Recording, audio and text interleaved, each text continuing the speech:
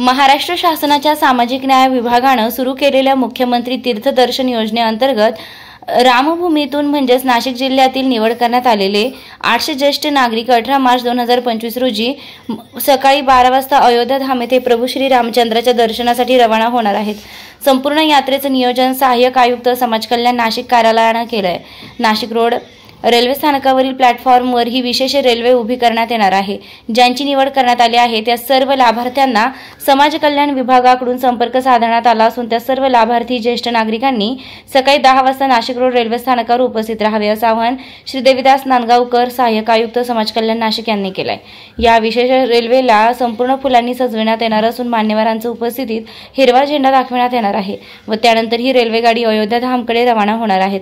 समाज कल्याण विभागानं भाविकांसाठी विशेष काळजी घेतली आहे। यात्रेकरूंना कुठलीही अडचण येऊ नये याची खबरदारी म्हणून 20 कर्मचारी व डॉक्टरांची टीम, वैद्यकीय पथक, औषध गोळ्यांसह यात्रेकरूंसोबत पाठविण्यात येत आहे। तसेच प्रवाशांना समाज कल्याण विभागामार्फत ओळखपत्र देण्यात आले। सर्व ज्येष्ठ नागरिकांना खाण्यापिण्याची व अयोध्या येथे निवासाची व्यवस्था देखील करण्यात येते आहे। 18 ते 22 मार्च असा अयोध्या प्रवास असेल। 22 मार्च रोजी पहाटे सदर विशेष रेल्वे गाडी ही नाशिकला परतणार आहेत। सामाजिक न्याय विभागाने सुरू केलेल्या मुख्यमंत्री तीर्थदर्शन योजनेअंतर्गत नाशिक जिल्ह्यातील निवड करण्यात आलेल्या 800 ज्येष्ठ नागरिकांना मोफत तीर्थदर्शनाचा लाभ मिळत असल्याने ज्येष्ठ नागरिक यात्रेकरूंनी समाधान व्यक्त केलेलं आहे। आर्थिक परिस्थितीमुळे गोरगरीब वयोवृद्ध नागरिकच तीर्थस्थळांना जाऊ शकत नाहीत, त्यामुळे तत्कालीन मुख्यमंत्री एकनाथ शिंदे यांनी ही योजना आणली। ज्या अर्जदारांनी या योजनेसाठी अर्ज सादर केले होते त्यांची निवड होऊन त्या नागरिकांना आता प्रत्यक्ष या योजनेचा लाभ देणं सुरू झालंय।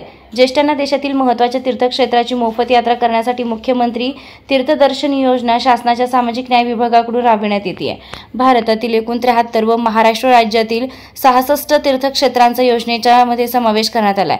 देशातील व राज्यातील जवळपास सर्वच महत्त्वाच्या तीर्थक्षेत्रांचा समावेश करण्यात आलाय। देशातील मोठ्या तीर्थयात्रांना जाऊन मनशांती तसेच आध्यात्मिक पातळी गाठणे सुखकर व्हावे यासाठी राज्यातील सर्व धर्मियांमधील ज्येष्ठ नागरिकांना भारतातील तीर्थक्षेत्रांना मोफत भेटीची दर्शनाची संधी मुख्यमंत्री तीर्थदर्शन योजनेच्या माध्यमातून मिळणार आहे। रोखठोक पोलीस टाइम्स न्यूजसाठी मुख्य संपादक योगेश घोलप, नाशिक।